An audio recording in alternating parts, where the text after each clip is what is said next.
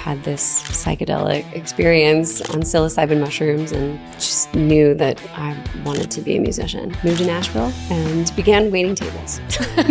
And the rest is history. And yeah. During those early years, what was the journey like to finding your voice? We would usually busk until we had enough money for a meal and a bottle of wine. We would go sleep in a tent and wake up and do it all over again. We carry all those hard times with us, and so I don't take a second of it for granted. Margo Price, welcome to Post Run High. Thanks for having me. Margo and I just went for a 1 mile run through Brooklyn. I found out that you like to run, and I have to say you had by far the best breath control out of a lot of the people we have on the running interview show. Hey, must be all the treadmill singing workouts that I do. Just kidding. How are you feeling post-run? Feel great. I needed that. I've been on summer break with my kids, so I haven't been able to go do my ritual of disappearing in the woods and running. Yeah. How does that work? How does that change things for you when your kids get out of school and all of a sudden they're at home during the day? Yeah. It makes it hard sometimes to shower and do things that humans need to do. But I usually take them to a park and end up running around and climbing on the playground equipment with them, trying to move my body no matter what. And I know you have 2 kids. How old are they? I have a 14-year-old boy and a 6-year-old girl. Wow. Yeah. Teenager. Yep. Teenager and basically a kindergartner? Yeah. First grade? Yeah. Okay. Yeah. Wow. So young.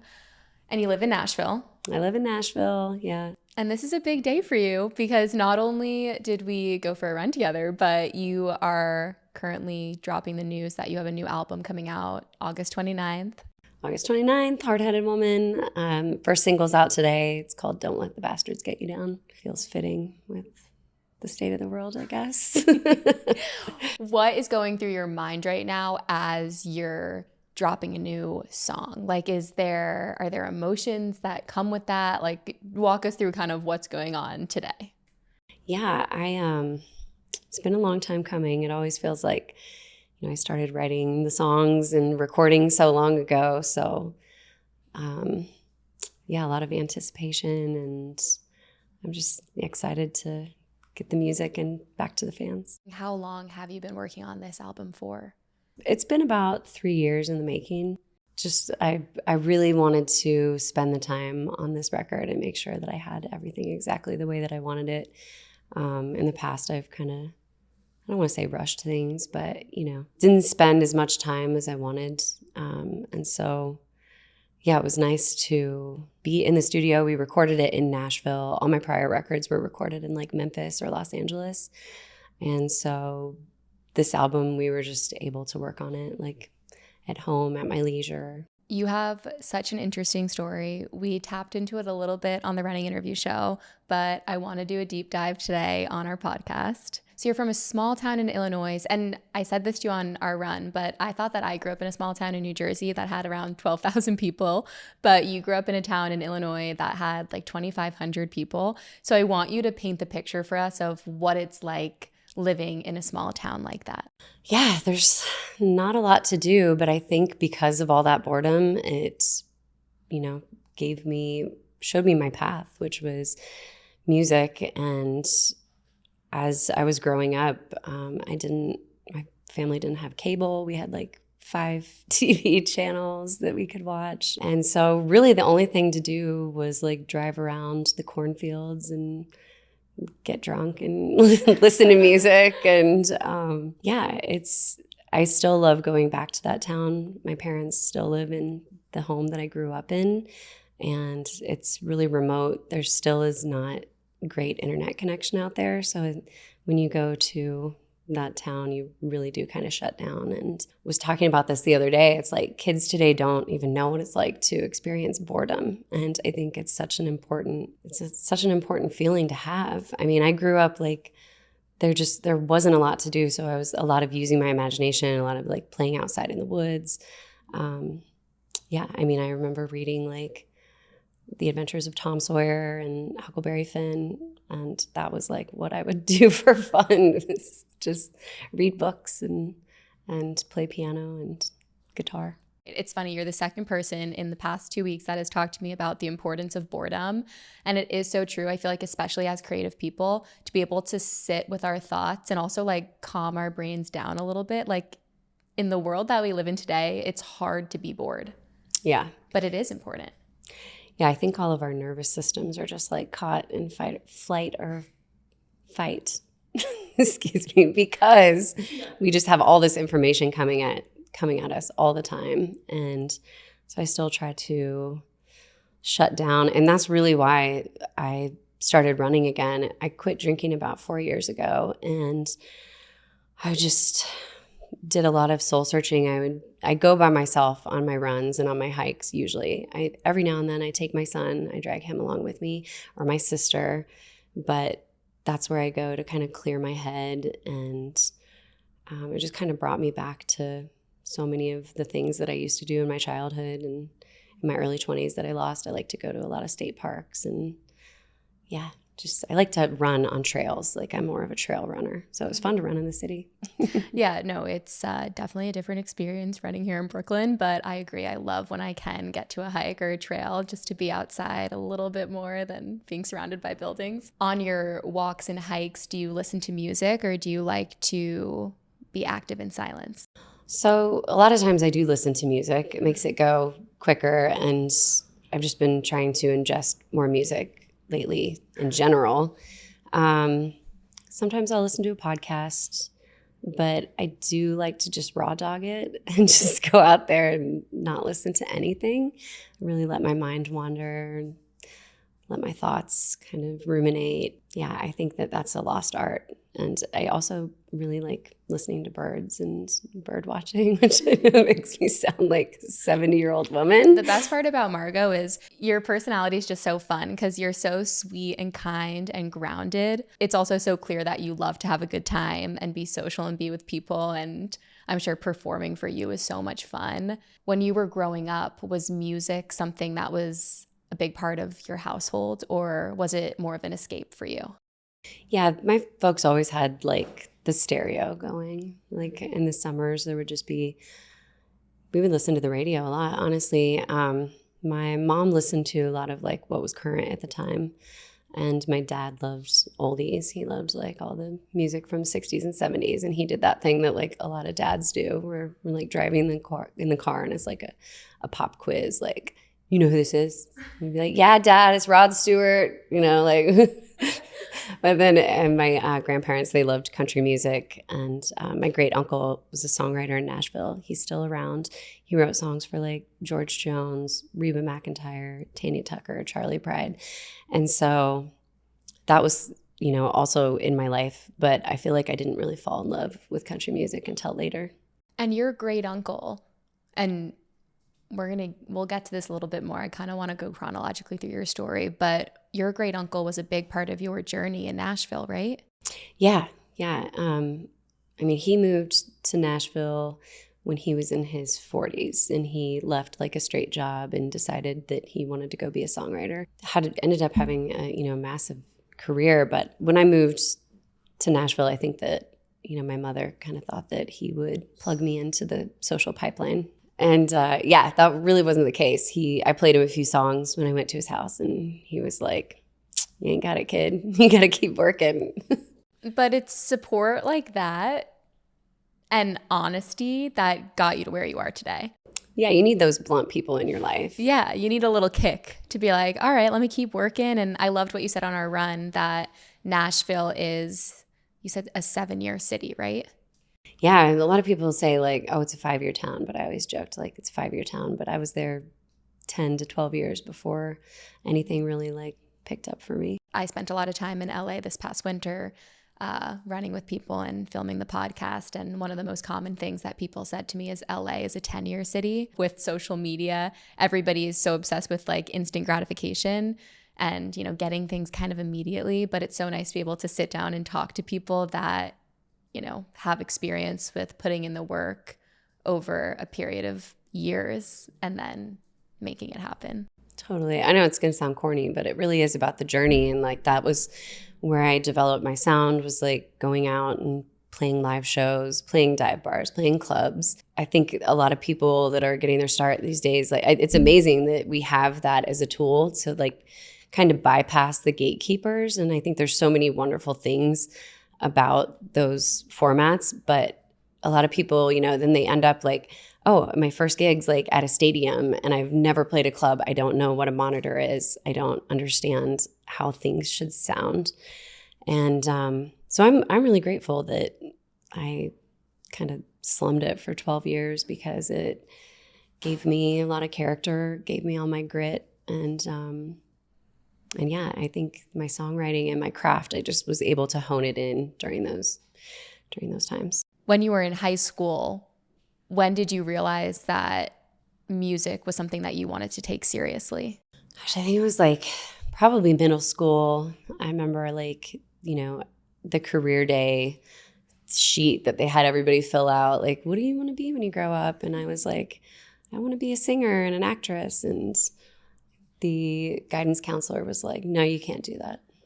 That's not a job. And so it was almost at that point that I just had to play the devil's advocate and prove everybody wrong. I got my first guitar when I was 12 years old and kind of started learning chords and writing things around then.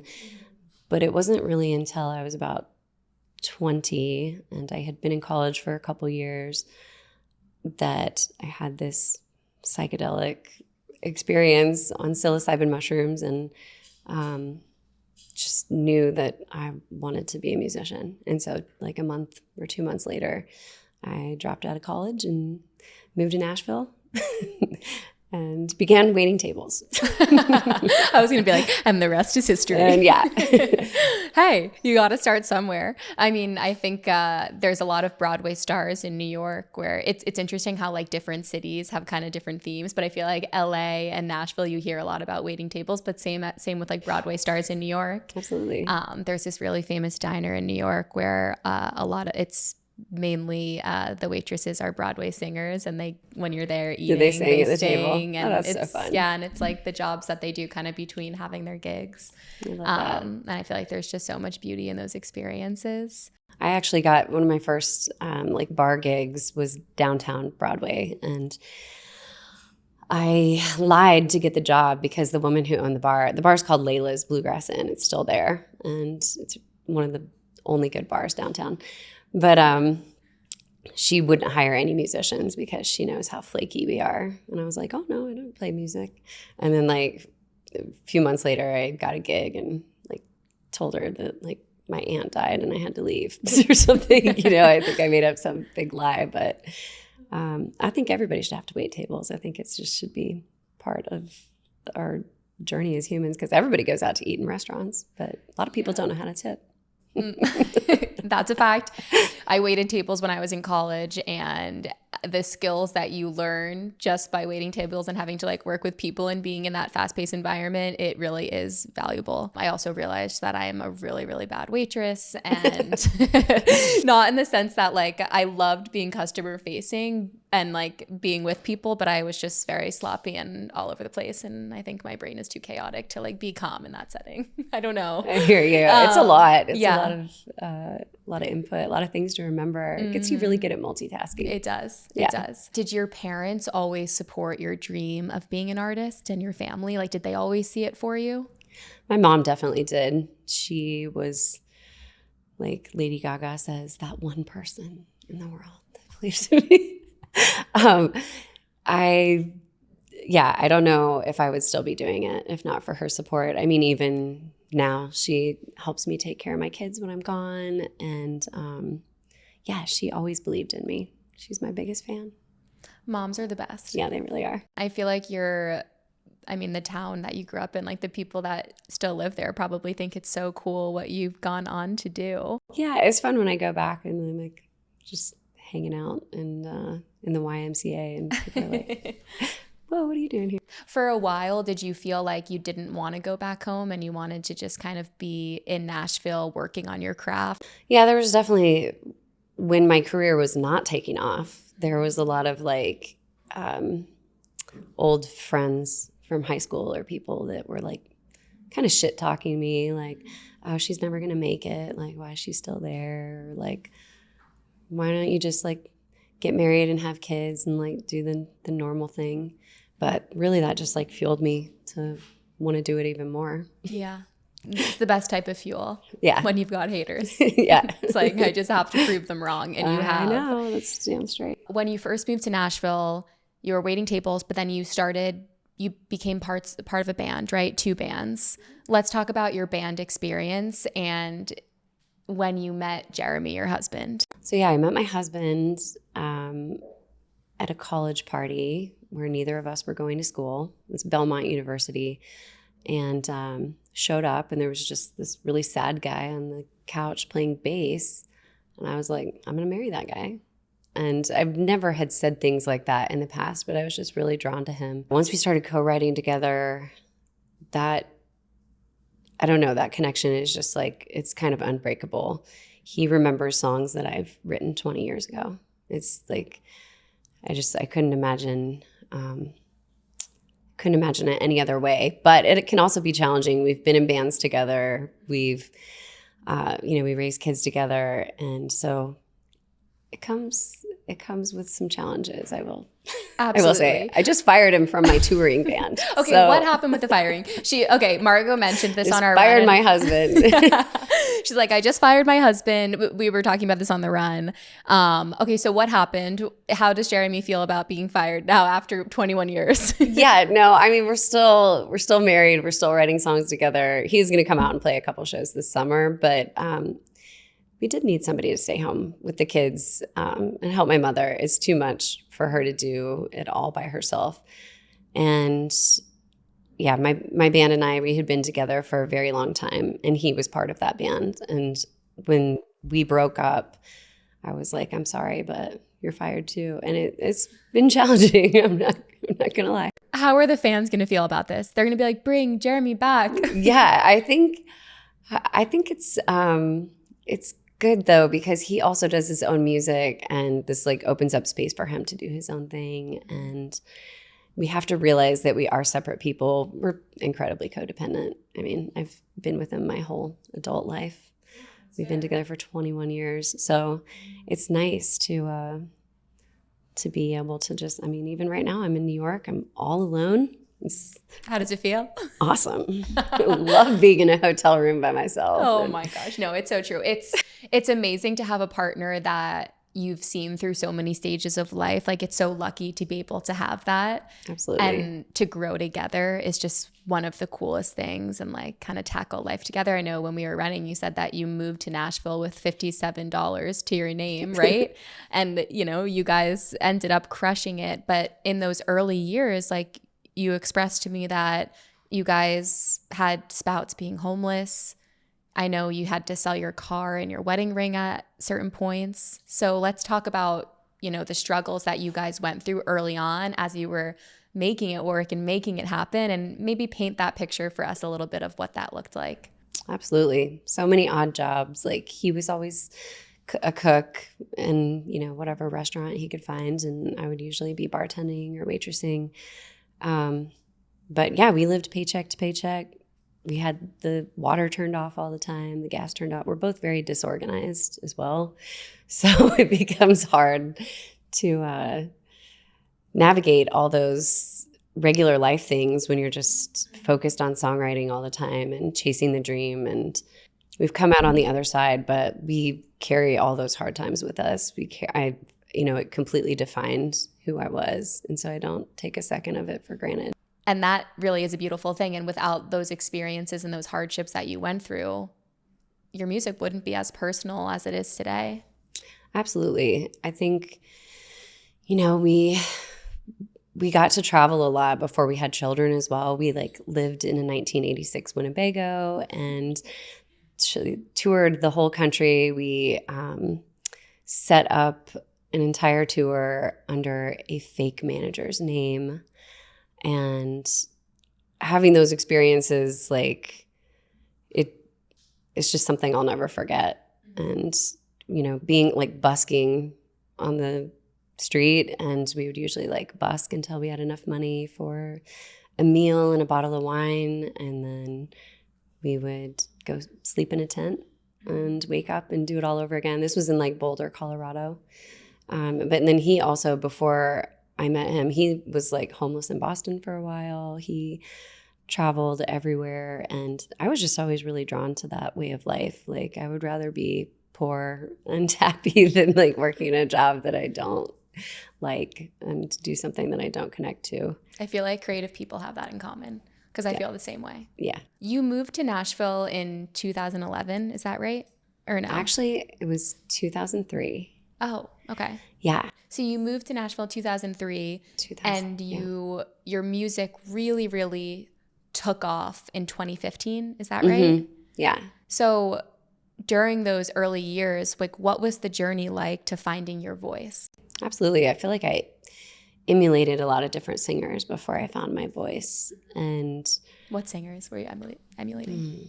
Yeah, like songwriting wise, like Gillian Welch, Lucinda Williams, they're kind of big pillars for me.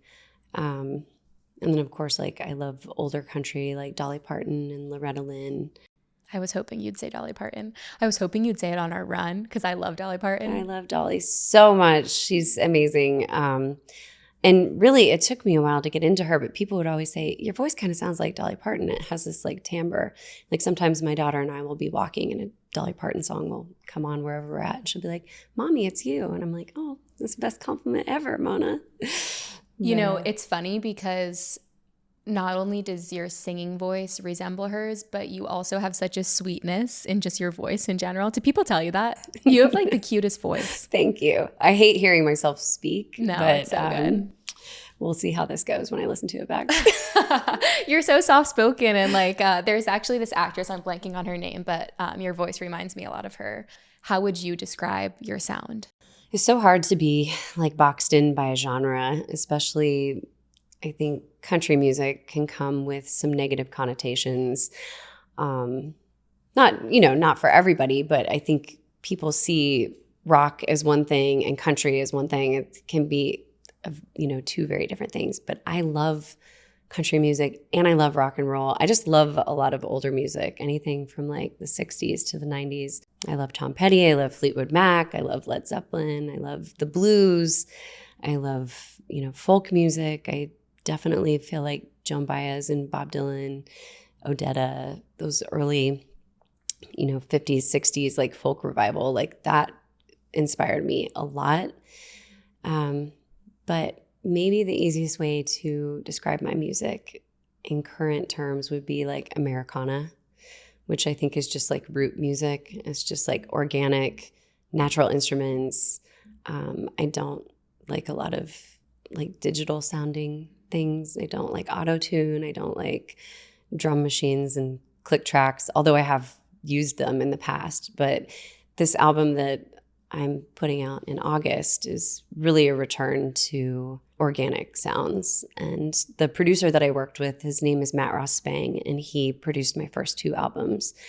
And they were just all done live, me and the band all in the room together. And that's what I wanted to get back to this time. So like we had no click track or anything in our ears. It was just like us feeling the music just like when we play live.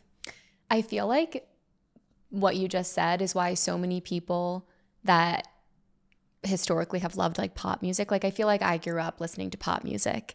I grew up in New Jersey, right outside of New York, and like pop, hip hop was what we listened to on the radio here. I grew up like Dre 2000, yeah, Snoop Dogg, like those were my. Oh my God, Snoop Dogg is in a genre of his own. Yeah, Snoop's amazing. I'm obsessed with him. But sorry, I just derailed you. You were saying like, yeah, you grew up listening to pop, and maybe country music wasn't. Yeah, you bring up Snoop Dogg and my mind is now racing in a different direction. I'm obsessed with him. We'll come back to that. I feel like what you just said is part of the reason why country is also having such a moment right now and is growing so much in its fandom, because it is such a return to this like non-digital type of music, right? Like it's the natural elements, like the natural instruments and sounds and real voices, not so auto-tuned, Totally. I don't know. Hopefully the good country music, but yeah. How do you feel about the trend of country music? Like, is it so fun for you to see people like Post Malone dabbling into country? I think it's amazing that everybody is turned on to country music. I think the same thing kind of happened in it's all cyclical. Like you go back and you look at like Cher doing country music, and like that was kind of what happened. You had like Rhinestone Cowboy, and it really becomes like a part of the culture. But I'm a little picky. I won't shit talk anybody, but I definitely don't like things that sound too digital or too like auto-tuned. And so I think there's really like great artists out there doing it. And then I think there's other people that are like maybe hopping on a bandwagon, but that's okay.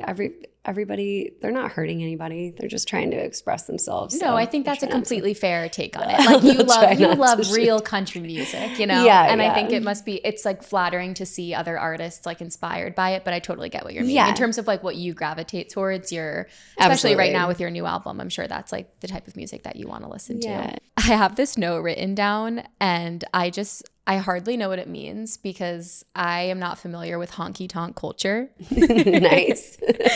What is honky tonk culture, and did it contribute to the rise of your career in 2015? Yeah, I think, like a honky tonk is just like a place where there's hopefully a live band playing, dancing and jukeboxes.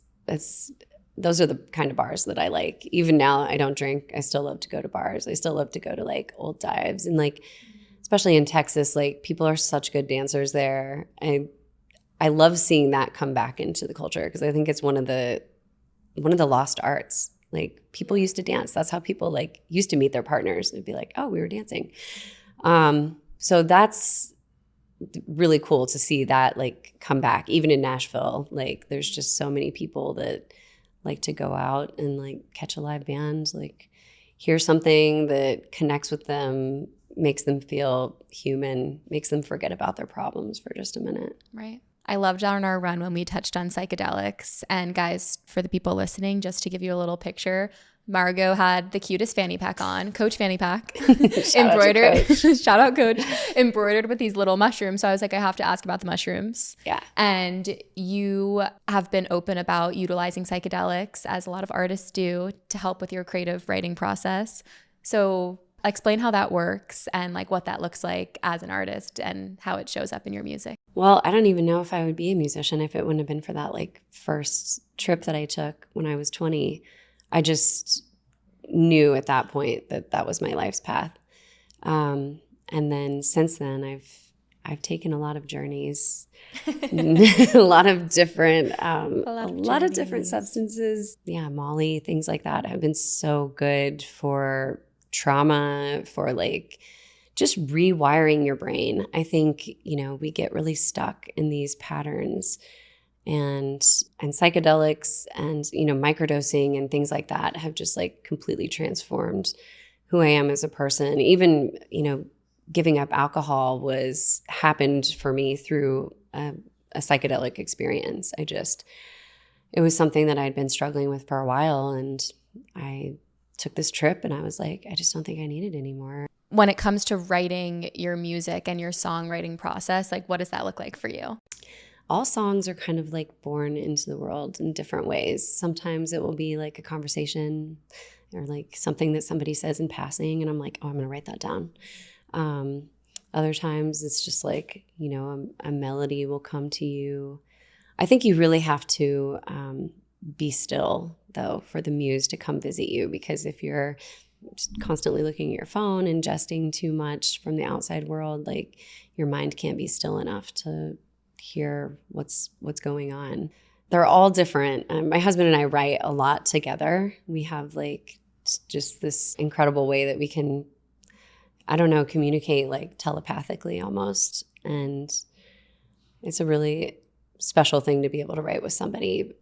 You just got to watch what you say when you're around me, because I really might make a song out of it. You never know. We always joke. We're like, change a word, get a third is like the Nashville saying, if somebody just even interjects one thing. But there's song ideas like floating all around us. So you never know. I forget what artist it was. Maybe it was Michael Jackson. I don't know. That said, creative ideas are like books at a library and you can only check them out for so long before somebody else takes it. And it has something to do with songwriting and like, I mean, I think it can be applied to so many different things, but is that true with songwriting? Like, have you ever had an idea for a song and then you didn't act on it and you heard it? 100%. I was working on a song called California Sober, which is like just like a phrase that people have been saying more recently. And before I could get into the studio, like Billy Strings released a song called California Sober. I definitely think ideas are always out there and you do have to move fast. You have to get that trademark going. But at the same time, this is something Jack White said a long time ago, which is like, everybody's trying so hard to be like original and come up with new sounds or whatever, but there is something that is so powerful about like tradition and carrying on what other people have built before you and just really just building off of that. That's why I like things that are more rooted, more classic sounding. I mean, it all kind of stems from the blues and from like even old like Gaelic folk songs and things. Like these melodies have been around for centuries, and I love being able to take an old idea and make it new again. I mean, Bob Dylan was like king of that. He had the quote that was like, amateurs borrow, professionals steal. And whether it's like a melody that you've heard before or just like a drum beat or even a phrase or a saying, like my newest single is called Don't Let the Bastards Get You Down. And I kind of got turned on to that phrase from Chris Christopherson. It was something he said to Sinead O'Connor when she was being booed off the stage in New York at the Bob Dylan tribute after she ripped up the picture of the Pope on Saturday Night Live. So it was like I heard that phrase from him, but I believe the phrase was originated in World War II. And then, Margaret Atwood put it into The Handmaid's Tale. And I'm sure that Chris, he was an avid reader and he was a historian. So it was like he got it from there. And then when I started writing my song, I was like, well, I'm just going to give Chris a writing credit on it. And just kind of, keep the tradition alive, keep... Like the meaning too. Yeah, exactly. Wow. Yeah. I mean, that has so much significance. That's so cool. Yeah. Yeah, I completely agree with drawing inspo from other people, especially when it comes to a melody. Like, it's interesting that you say that, but I feel like then when you listen to your songs and you hear a melody that is similar in a way to like nostalgic songs, like you want to like get down to it. You know what Absolutely. I mean? There's something really beautiful about like the way our brains translate music. Music is one of the only things that turns on your whole brain at once. I don't know. There's just a lot of science that shows that when you're playing and you're playing an instrument and you're singing, it activates your whole entire brain. It's pretty incredible. I didn't know that.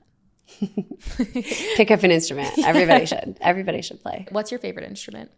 I like to play the guitar the most, but I play drums, I play piano, I play mandolin. I just started taking violin lessons with my daughter. In my whole life, I've been saying, I want to play the violin. Yes.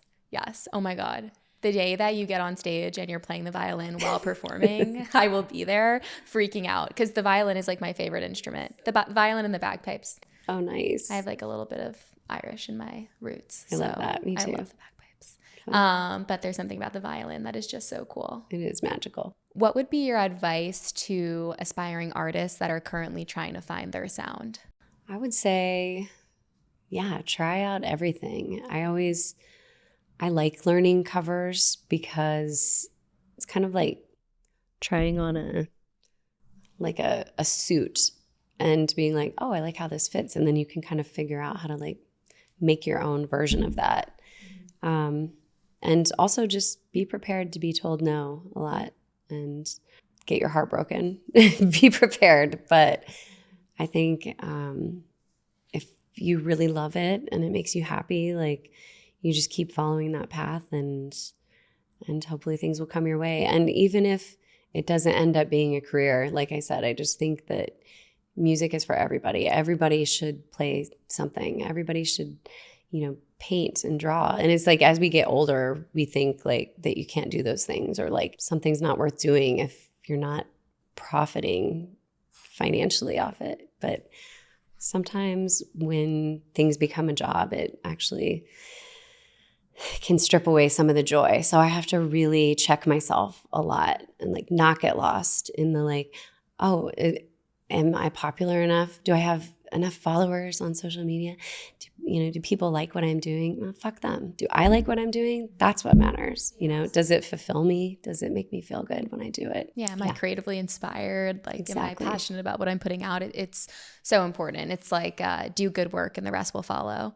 Yeah. If you build it, they will come. Right. Field of dreams. Or you'll evolve through building it and they'll come to something else. You never know. Absolutely. There was this sound guy in Arizona. I played a show there. Oh my gosh, 20 years ago on my first tour that I was telling you about, where we were in Winnebago and we booked it all under a fake manager's name.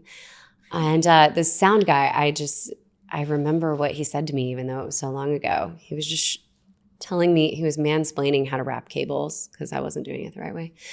And he was holding up the cord and he was like, its shape will reveal itself. And I say that to myself like once a week, because sometimes you go into something you don't know what it's going to be. It's like you're building a plane while simultaneously learning how to fly it. And yeah, sometimes you don't know what your path is until you try a million other things that don't work. Yeah, it's so true. Because we're in New York, I have to ask you about SNL. And I know we talked about it a little bit on our run, and we talked about how you performed on SNL and you were the musical guest. But what really stood out to me was what you said about the one thing that people don't know as much about, but the artists and, the actors get to experience, comedians, and that's the after party. What does Margo as a party girl look like? Well, let's see. Like I said, I don't drink anymore, but I still do drugs, but just the good ones.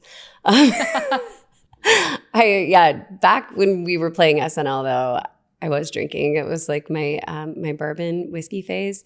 And so country. Yeah, we were hanging out with Russell Crowe at the party afterwards because he was the host, and he kept taking my bourbon out of my hand and making me these like papaya juice vodka drinks.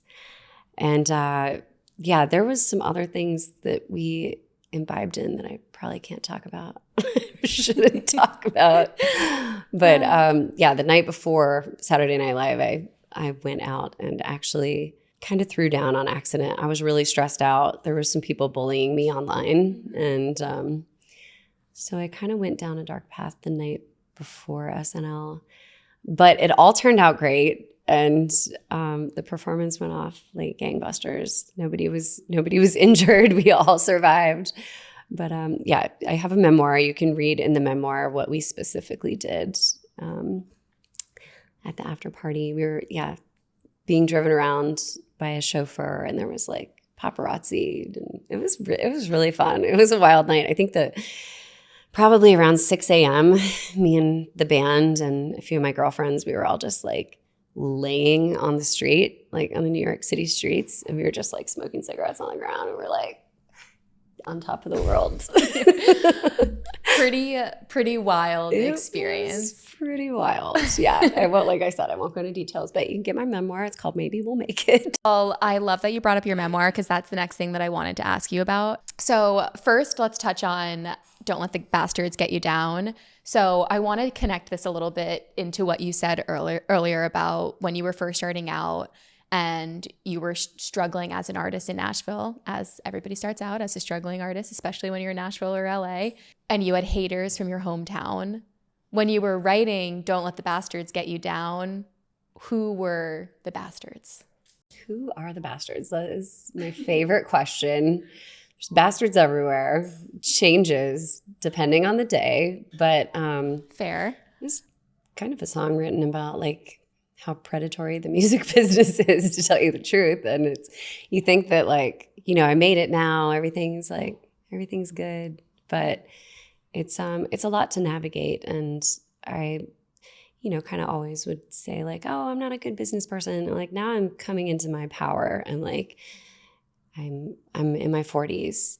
I have less tolerance for bullshit, and it feels really empowering to take control of my finances and just everything in my life. You know, I feel like the Bastards, that was who they were when I was writing the song. But, you know, it's fun. Like there's a line in it. It's like, don't let the bastards get you down. Don't sell your heart to a businessman.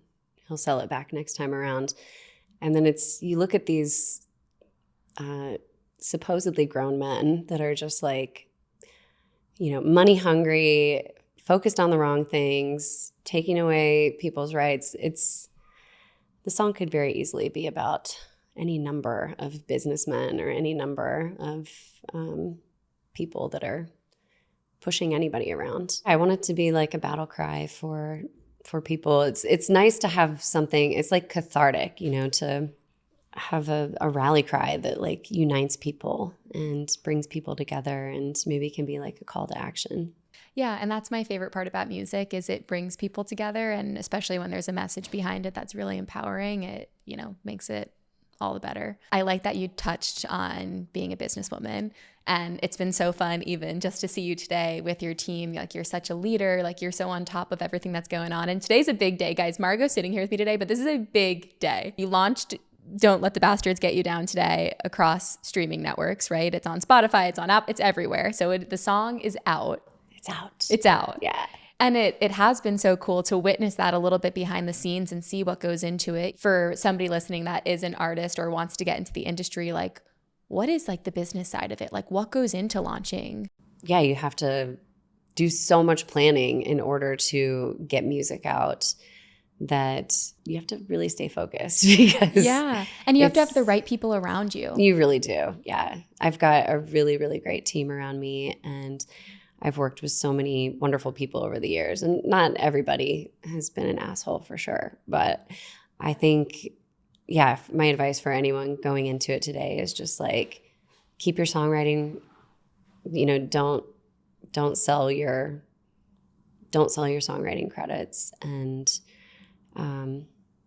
unless you get like a huge deal. Like I think Zach Bryan just sold his catalog for $350 million, probably because the AI is like maybe going to just take away a lot of stuff, or like, I don't know, there's a lot of things going on with copywriting right now as well. How do you think AI is going to transform the music industry? Well, I don't think it's going to be for the better, unfortunately. I don't even understand how they have the rights to do it, because it's like they've already got every song that like anyone's ever written, and I think it's just going to be so hard to copyright things and just to appreciate originality. I mean, computers don't have souls, so I don't, you know, there's been a lot of thought like, oh, maybe it's not going to be that bad, but like you can go to just ChatGPT and just be like, write me a song in the style of Margo Price and called this. And then they can go and take everything I've ever done and regurgitate it in this way that is not human. And I'm honestly pretty scared about it. I hope that Congress, I hope somebody will try to protect us, but it's going to have to be regulated.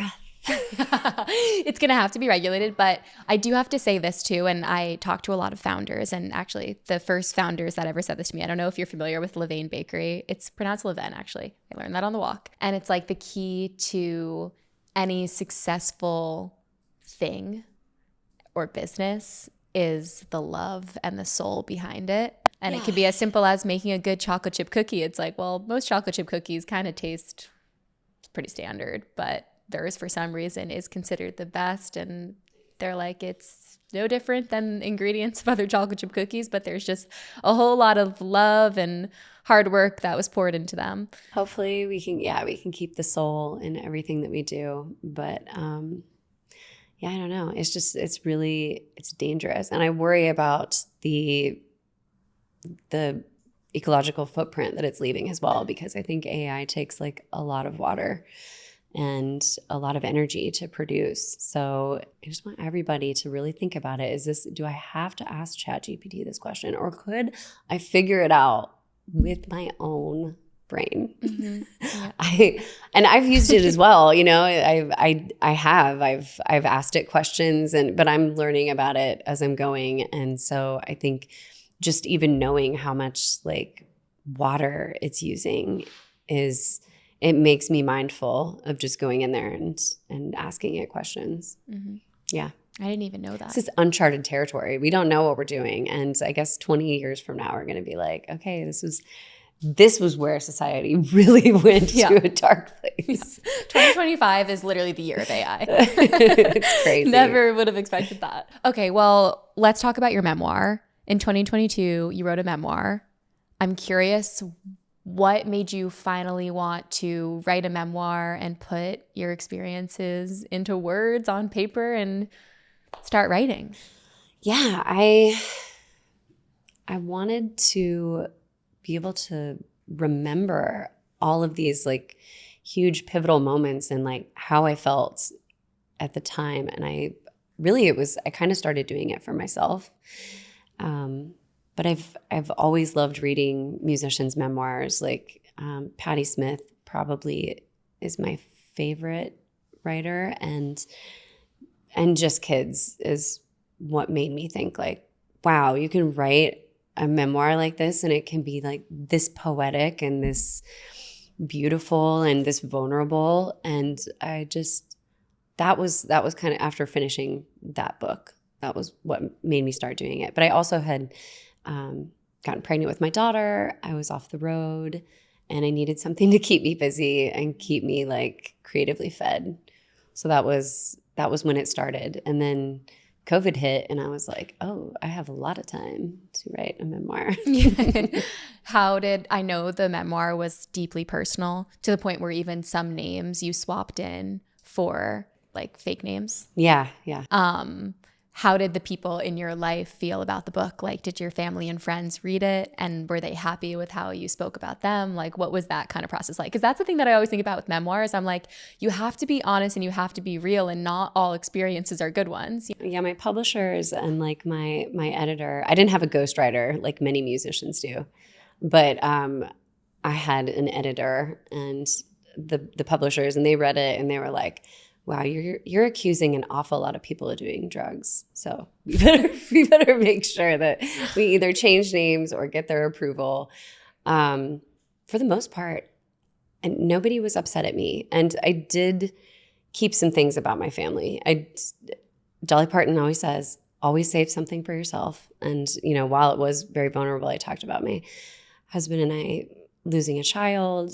I talked about my struggles with alcohol. I talked about our marital problems. I was in a band prior, and I always kind of joke like we were like Fleetwood Mac without the success. So you can fill in the blanks with what happened there. But my husband supported me in being completely transparent about what we went through after we lost the baby. I survived a trauma that like nobody should have to survive, and came out on the other side like thriving. And there's a couple people whose names I changed who I haven't spoken to, but we were already kind of like not speaking.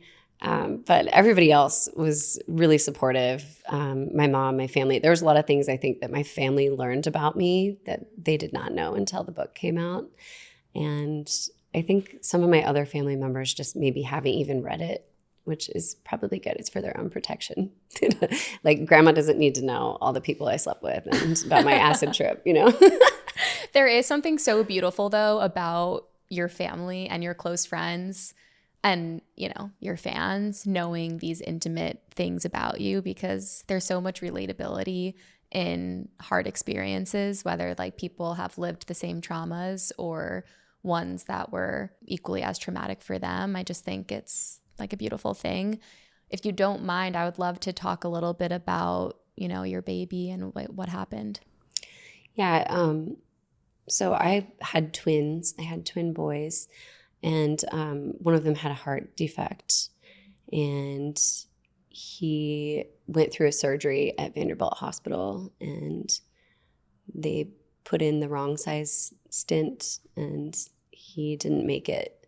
And if he would have survived those first surgeries, they said he only would have lived to be like 30, which would have been maybe even more difficult. I've met so many parents who have also lost children. I've also just connected with people through grief in this really beautiful way. Like, people coming to concerts or shows and getting to meet them while signing records and stuff. And they'll say like, I lost my husband or I lost my mother, and this song helped me through this really dark time. And I think that is the really beautiful thing about grief, is that it can bring people together. And like I said, it's how you move through it, and it's how you decide to grow. And we're all just here for a short time. Nothing is promised to us. I think when you live with death in the forefront of your mind, it actually really allows you to be more present and to like enjoy all the little things. Was it hard for you to make the decision to, because I know you spoke about the experience in your music and your memoir, but in your music first, was it hard to make that decision to talk about this experience because it's like deeply personal and just horrible? Yeah, it's kind of sadistic to like write a song where you're reliving some of your darkest moments, but I feel like it's therapeutic though. It is. It really is. Music has been my therapy for a very long time, and I don't know where I'd be if I didn't have that as like a processing tool. Of course, I've done like real therapy and stuff as well, but being able to kind of talk about some of those darker moments through song, it's just invaluable. When you were in the writing process, writing your memoir, and I want to make sure we said the name of your memoir. I know we said it at the beginning of this podcast, but just for anybody listening, the title of your memoir is Maybe We'll Make It, and the paperback version is coming out really soon, which is exciting. What was the biggest lesson you learned while you were writing your memoir? So when I began writing the memoir, I was still drinking, and then I became pregnant, and then I had my daughter, and then COVID like wore on and everything, and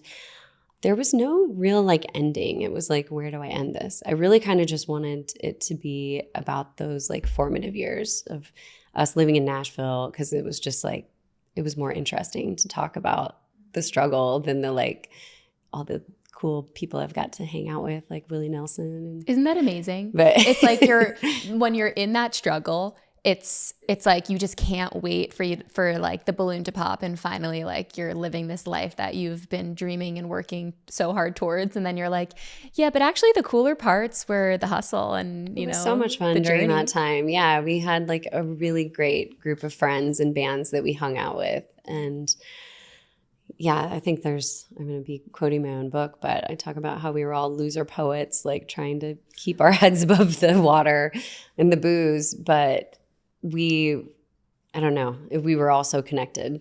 And I kind of, sometimes I do miss the good old bad old days. Mm-hmm.